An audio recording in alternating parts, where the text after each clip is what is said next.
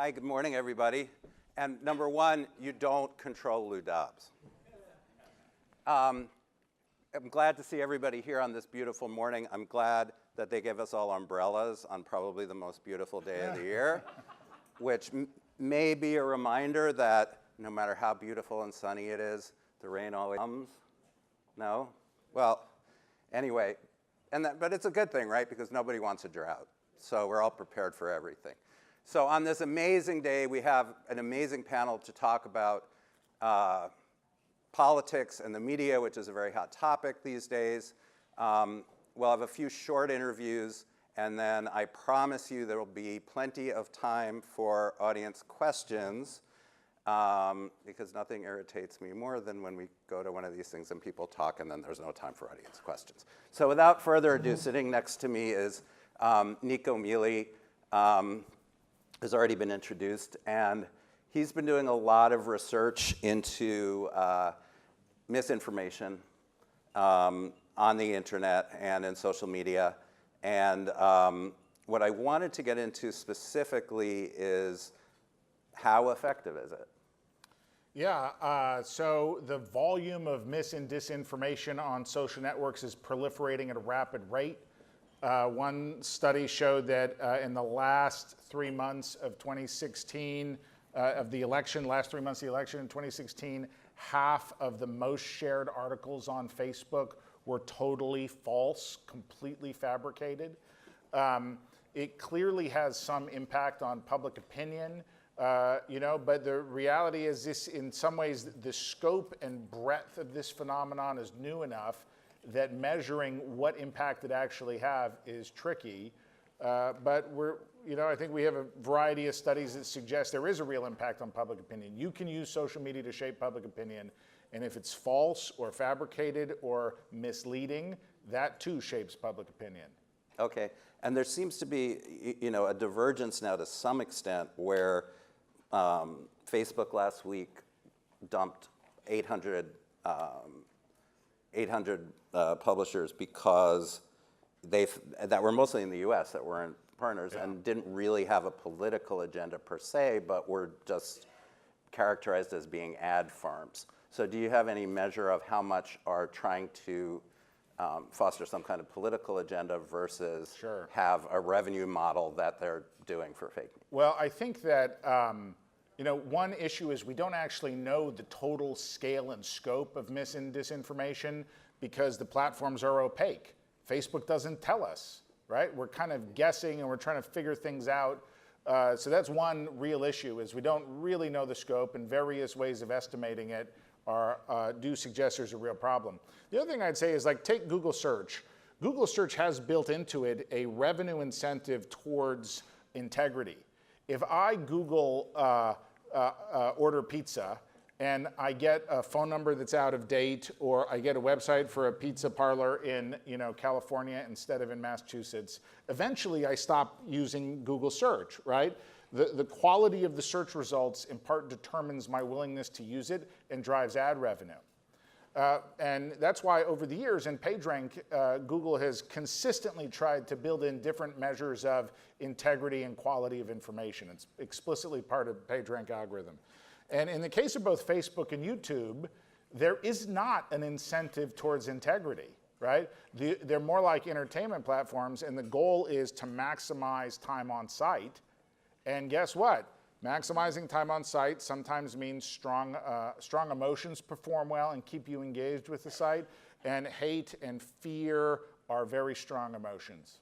So is a large part of the problem that combating misleading news, fake news, really requires these sites to go against their revenue model? Again, it's opaque. We don't really know. We tried to estimate last summer the volume of YouTube revenue that was derivative from neo-Nazi and white supremacist coverage, and it looked like it could be quite substantial. And so, but we're guessing here, mm-hmm, right?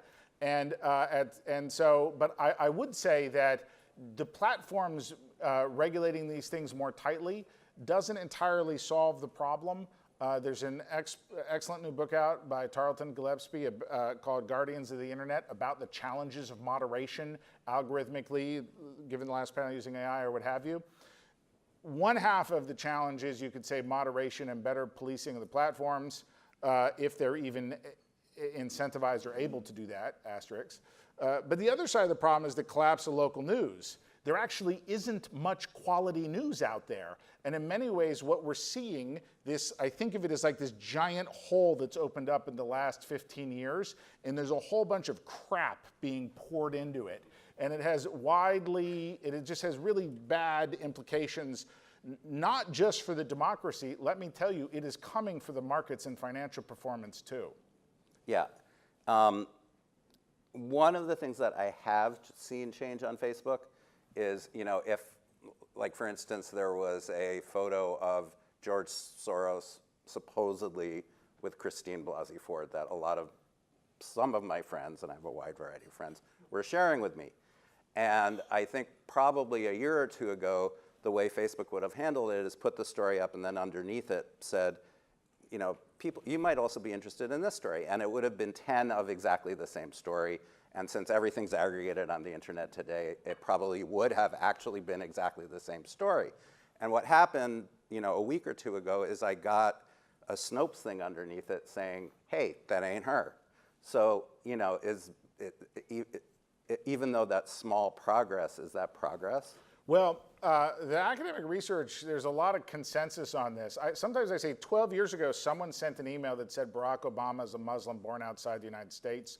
The Washington Post estimates that email reached 100 million Americans. I think of it as the email that launched 1,000 PhD theses, right?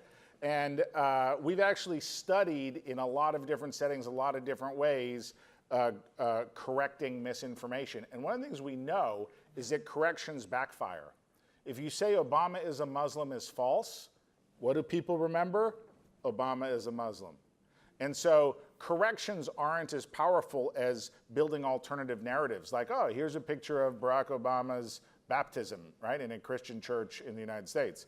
And so it's pretty clear at this point, I think, that corrections are of limited utility in this information landscape. So you're saying when people are looking for news, then they're tending to look for more news that validates what they just found, or if they believe in it. Correct. That partisanship or kind of tribal identification is one of the greatest determinants of whether or not you trust a source. Great.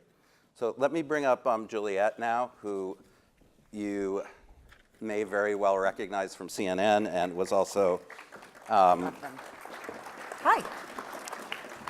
Assistant Secretary of the Department of Homeland Yes. Security, to talk about some more of the global security Right. issues. Great. And Russia is still very front of mind in terms of these elections and the 2020 elections.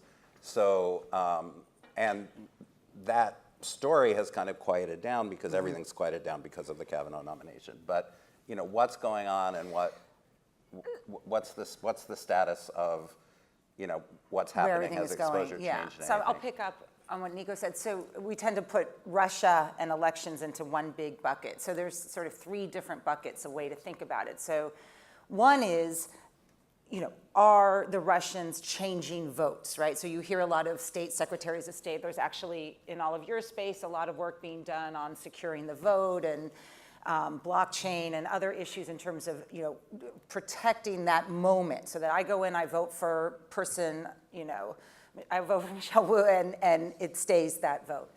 On the other far end is what you were talking about, which is the fake news, the sort of atmospherics, and how does that, change, and that is very hard to control. And then in between is the Mueller investigation, which is, basically, was there collusion, not proved yet, between an American, a U.S.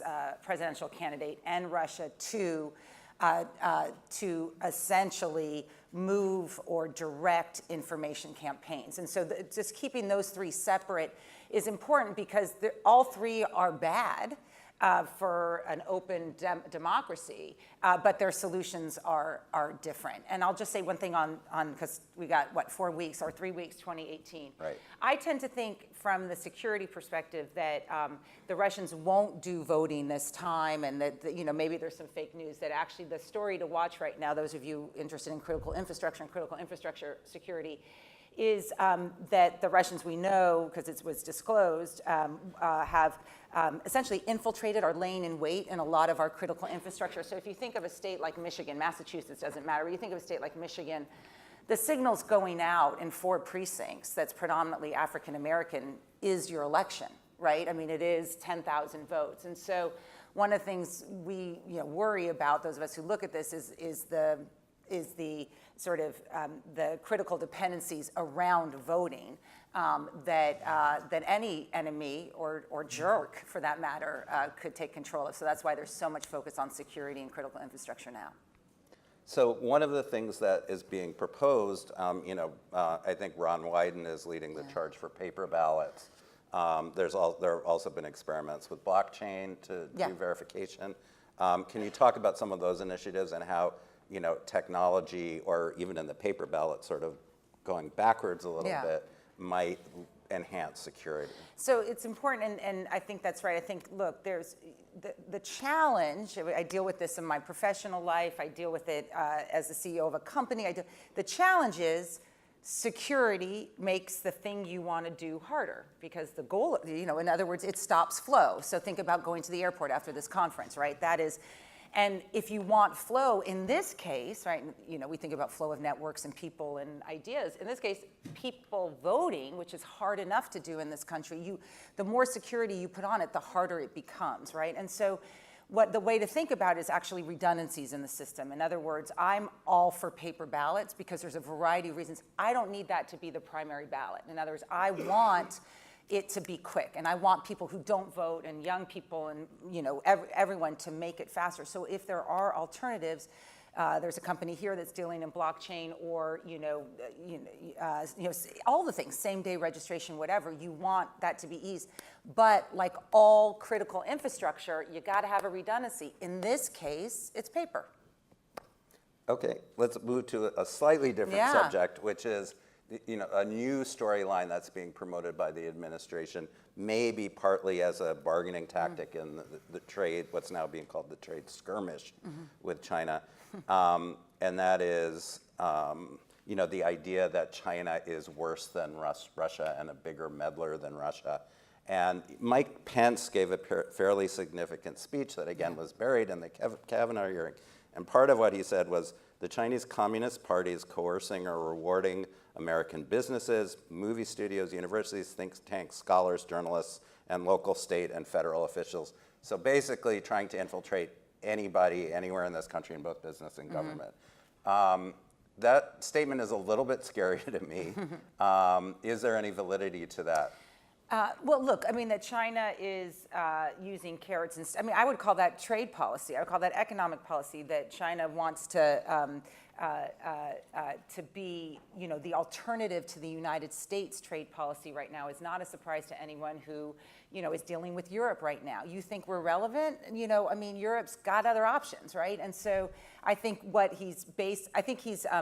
I think the word meddling is just misleading, but I think Pence is probably more right in using meddling in the sense that China's just taking advantage of gaps in leadership or power or policy that, they're the emerging economic power.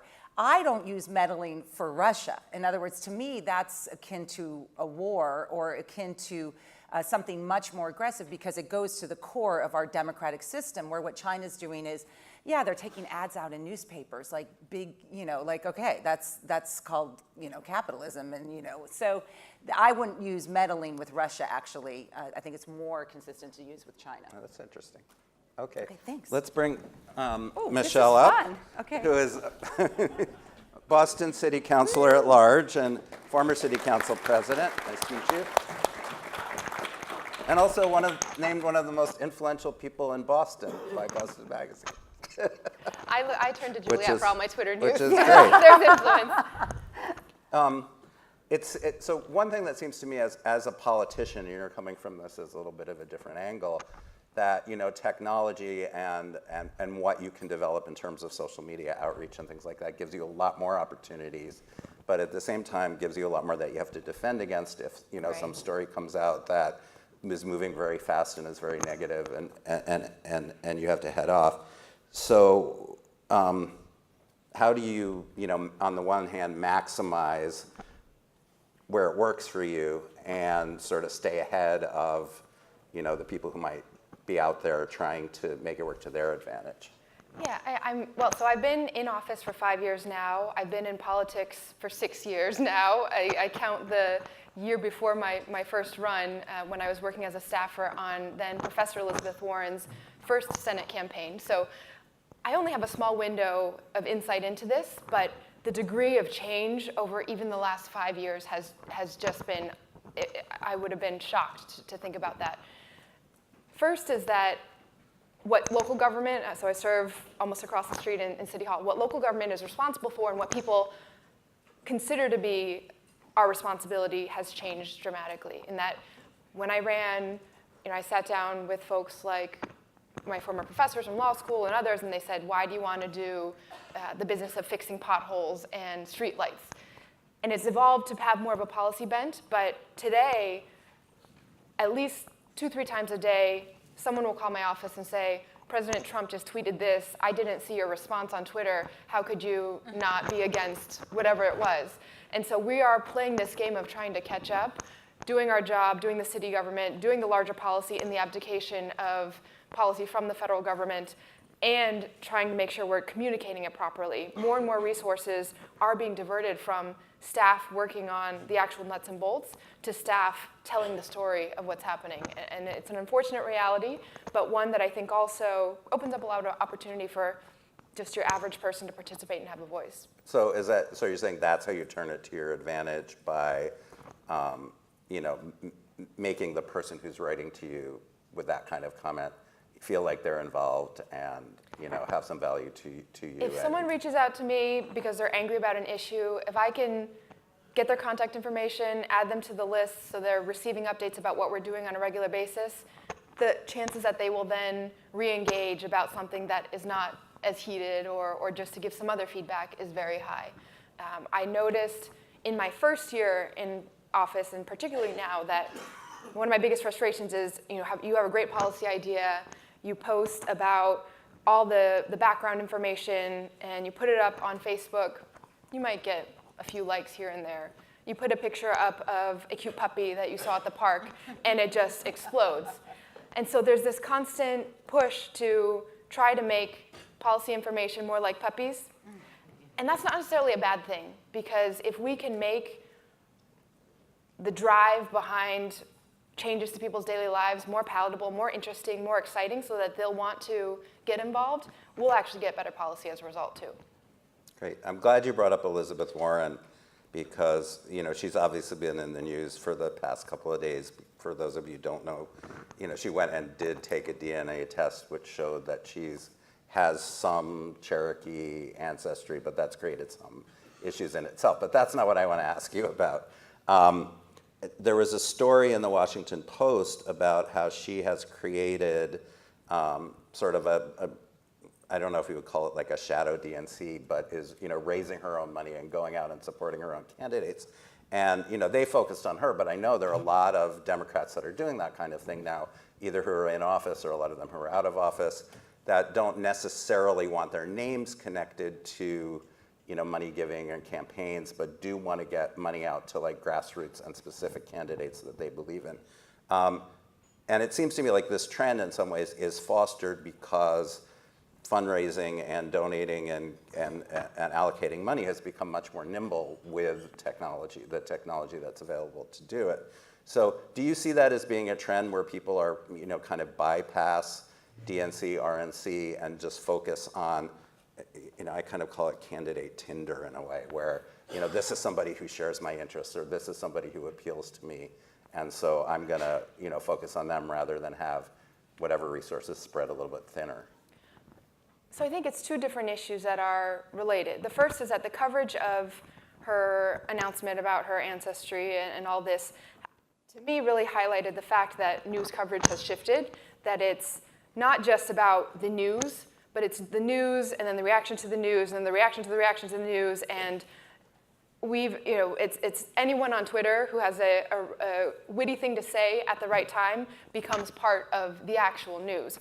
And that makes it very difficult to understand what the salient information is. I'm going back to the first conversation. Sorry, my necklace is extremely loud.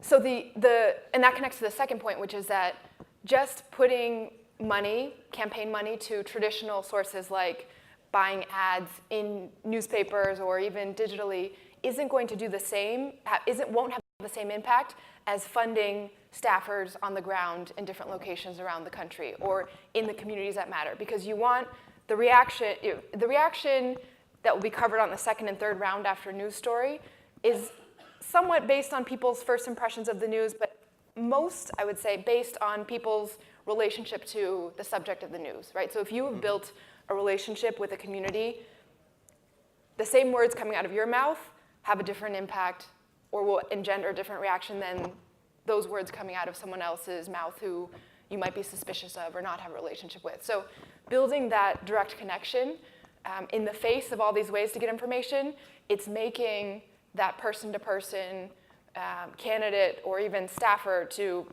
voter connection all that more valuable. So do you think there's really been sort of a transfer, especially in terms of attracting new voters, to look for personalities and issues that they care about versus sort of party and platform? Yes. And I mean, across the board, we're seeing people have less trust overall, particularly trust in institutions like government, like political parties, even today, faith institutions having much less of a direct impact on how people are viewing the world and their political outlook. So what that means is that people are going to different sources of information. They're going to direct contacts. They are, and the ways to connect to them are shifting along with them. In some ways, it's going back. It feels like we're moving backwards with technology. When I first started in politics, it was pretty common that to reach out to people, you just send them a text message. That's how you got them. And then there was this kind of commercialization of that technology where you could subscribe to software that would mass batch a text. It would go to tens or thousands of more people than you could do just on your own. And then people started not to react to that because they were getting these mass texts from every organization and every candidate. So we're actually seeing campaigns go back to having volunteers not even call or not even knock on doors necessarily sometimes, but just texting people off of lists directly so they can have that real-time interaction about the issues that the issues that voter cares about.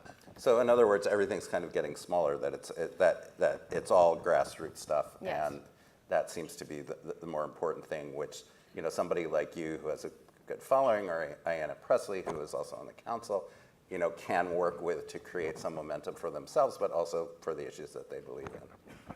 Okay. I'd like to bring both of you, Nico and Juliet, back in. I have one general question, which is, are people more or less well informed these days? Because, the way that news is delivered, it's coming from all angles, and you get so much of it every day. But at the same time, when I was a kid, I used to sit at the breakfast table, and my dad would read his paper, his local paper, which I think actually still exists. It's one of the few that still exists. And, I'd see the news I would get was on the back page of whatever he was reading. So it might be something I was interested in. It might be something I wasn't interested in. If I was, I would be sure to grab the paper from him and read it. But I would be exposed to a lot of stuff. And when the internet came along, broadly speaking, and everybody was saying, oh, this is great because you can target the news and only read what you're interested in, which obviously seemed great from somebody who wanted to target ads, but not necessarily from a journalistic perspective. It kind of ended that, right? Where if all I was interested in was the Mets and Converse sneakers, which I probably was when I was 8 years old, that's all I would get now. So the broad question is, are people more or less well-informed about a broad range of things now? I mean, our research would show pretty definitively they're less informed. And I'll just give you two examples. One is about, they're both actually related to the decline of local news as an industry.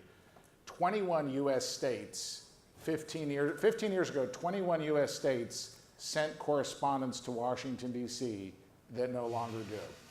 That's 42 US senators who in their entire tenure in Washington, D.C. don't get a question from a reporter from their home state. And that's 21 US states where the reporting about what's happening in D.C. has no relationship to what's happening in their community. Does the healthcare bill mean that our hospital stays open or closes? Well, we don't know. How does this impact our community? How does the tariffs impact our community? We don't know because there's no reporting. In those 21 US states, almost all the reporting about national politics and national public policy comes from the AP Wire, talk radio, and cable news. A second example is we did a very big, long study of the decline in knowledge in news, that reporters have less expertise than they used to because there's an order of magnitude fewer reporters. The collapse of journalism in the United States is actually more severe and aggressive than the collapse of the steel industry. They both employed approximately the same number of people in 1980, and today the news industry is smaller than the steel industry. And that has consequences. One of those consequences is reporters are less knowledgeable, they have to write an order of magnitude more stories, they don't develop expertise in their beats over time. One study looked at 240,000 articles written over a 6-month period in the state of Florida about education. 240,000 articles, 42 of them quoted peer-reviewed research. There's just no knowledge. The news has become completely transactional without context or knowledge. And so even the news we do have is less informative. Anybody else? No? Okay. I agree with you. I wanted to also bring up one thing that's in the news this morning, which is the apparent state-sponsored murder of the journalist the Saudi journalist in Istanbul, in the sense that it seems to me that this is one of the stories that was that very much was propelled by journalists and was a big example of why journalists need to exist, because probably there were a lot of people out there who didn't really want the story told, and the momentum came from journalists saying, "Hey, we're not gonna abandon one of our own." So, in that sense, what role does journalism still have, even though there's been an attempt to minimize it? And has the power been minimized in any way? I mean, I think the Saudi Arabia story is so complicated because I do also think the media was taken in by like the good Arab story. I'm Lebanese American, so I'm allowed to say this, but here's a young, good-looking prince who's, every once in a while he lets a woman drive, and we're like, fabulous. And you look at what was actually happening in Saudi Arabia, and yes, it's good to have a more modern monarchy, but nonetheless, monarchy means one thing, right? There's no check on his powers. And so in some ways, we catapulted the new Saudi Arabia. At the same time, our own foreign policy here in the United States was, I would say, more forgiving of some of these abuses that we've seen in the past, in particular in Saudi Arabia with Yemen. And so in some ways, there's also a bad media story here, which is we tend to view things in, are you a good guy or a bad guy? Like, the world's complicated. He has good tendencies, the royal family has good tendencies, and it also doesn't. I think this story is in some ways over. I think that the Saudis needed an out, and they have found an out in us. I mean, in the sense that the administration will accept the mistaken interrogation theory of what happened in that room with a bone saw, and everyone will move on. I do think the difference, and this is where you all come into play, is the corporate responsibility. It is where where there's a lot of debate about how much we should be dependent on Saudi Arabia for oil. And look, you all have moral standing, in your communities, and whether it's done in a little way, having to do with, some healthcare issue locally, or a big way like CNN and other institutions here in Boston, Bain, Capital, moving out of these big conferences. You really are seeing a corporate responsibility and a sort of a financial responsibility for what are you putting, not what you're putting your dollars behind, but sort of that social responsibility. And I think it's awakening for a lot of people who sort of didn't view themselves as political, but I think it's really important. I think that Saudi Arabia is looking at what happened to their big conference and looking who's not there, and that probably pisses them off as much as any activist being angry about their human rights. And so I hope you all take that advantage of the role that you all have, because I'm new to this world. As I said, I run a company now, and the influence you have in terms of making those, whether it's in the environment or in human rights or in healthcare, use it responsibly. That's my pitch. Thank you. And that is where you all come in, because we have time for a couple of questions. So does anybody out there have a question they would like to ask? So I wanted to respond to the point about sort of the lack of local news reporters and local news in general. So if you look at what's happening with the digital platforms in terms of how news is surfaced and how news publishers have lost the inability actually to monetize their news on those platforms. Yeah. And then the recent move by the News Media Alliance to look for antitrust relief to be able to negotiate as a block with the digital platforms. I think those are the types of things that need to happen to bring the monetization back into publishing, to allow for those companies to be able to support the cost of reporters and the other things that are required to produce quality news. And so I guess my question is, do you see Washington ever getting to that point of doing something there? That particular legislation is likely not to go anywhere, but it's the type of thing that needs to happen. So first, full disclosure, I'm on the board of the American Press Institute, which is owned by the News Media Alliance. So, but I would say, one, the story of the decline of local news in the United States is a complicated one that I don't believe can be simply laid at the foot of the platforms. Well before the digital platforms started sucking up all the advertising revenue, corporate consolidation, and the transfer of these companies from family-owned businesses that could handle kind of swings in profitability to publicly traded companies with quarterly earnings targets had a very dramatic impact on the industry before the internet came along. And then when you combine that with the internet coming along and changing production, distribution, business model, I think that then added another layer on top of that. And about approximately 35% of local news revenue came from classifieds, and Craigslist took it away without charging any money, right? And so, I don't know, hard to say Craigslist killed newspapers because, so I just think the story is complicated, but there's no doubt the platforms played some role. You have in the last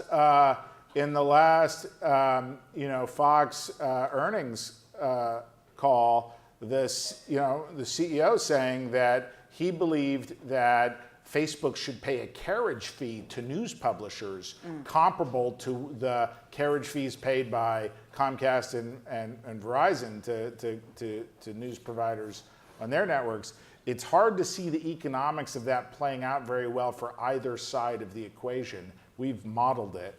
I think more likely you're going to see really my own assessment is quality news is going to become almost exclusively subscription-based. That effectively makes it a luxury good that has significant consequences for the democracy. Alongside that, I think we're going to see a real struggle where, like, it's an interesting question. Is YouTube or Facebook, is it a problem if there is no quality news on those platforms? Is that a problem for their business models? It doesn't appear to be the case. Yeah. And so when I look 3 years out, I think, well, there'll be a handful of providers of national and specialized news like Bloomberg Economic News, right? That is very expensive, or the information, if you get the information, another example. Very expensive subscription-based models that provide quality news, but it's effectively absent from the public sphere. Okay, one more quick question that can be answered in under a minute. Thank you. Well, I'm not sure this can be answered in under a minute, but I was just very interested and wondered if you could comment on something that I think is you haven't really mentioned, which is, and I say this in the context of, I launched one of the biggest news sites in the world in the US in 2010. It's called Daily Mail Online. And if you go to the Daily Mail Online today, you'll see a lot of scantily clad celebrities and some nasty stories about bad people or the revealing of bad behavior from people. Why it looks like that is because in 2010, when we ran our quality stories, no one read them. Yeah. You'd put a Lindsay Lohan falling down drunk as she left a hotel, or an underwear failure from Beyonce up on, and you'd pay a paparazzi lots of money for the photo. Boom, lots of people came along. And I do think, and I'd love you to comment on this, is it not so much industry structure? Is it not so much internet? Is it more about the fact that we can now choose what we read? Yeah. Look, if it bleeds, it leads has been the story of news from the beginning of time, right? I mean, the reason we have the Pulitzer Prizes was to incentivize a kind of public service journalism that was absent 150 years ago. But when I think about this, I think about the introduction of television to the United States. Television became broadly available in the United States shortly after World War II. And everybody had just watched Hitler use newspapers and radio to destroy a continent, and a people for that matter, right? And so the introduction of a new medium, there was a huge amount of discussion. There were federal commissions on it. The Hutchins Commission, what are the responsibilities of the media to the democracy? Yes, people want to eat nothing but fast food and candy. And yes, people only want to watch things about celebrities and murder and serial killers. But the democracy demands something more than that. We have a long tradition of this country of making that figuring out how to thread the needle between commercial interests and the interests of the democracy when it comes to media. And this is not the time to abdicate on that front. And I can talk about this infinitely. But we have models historically for how we handled this. 50 years ago, 100 years ago, there is historical precedent.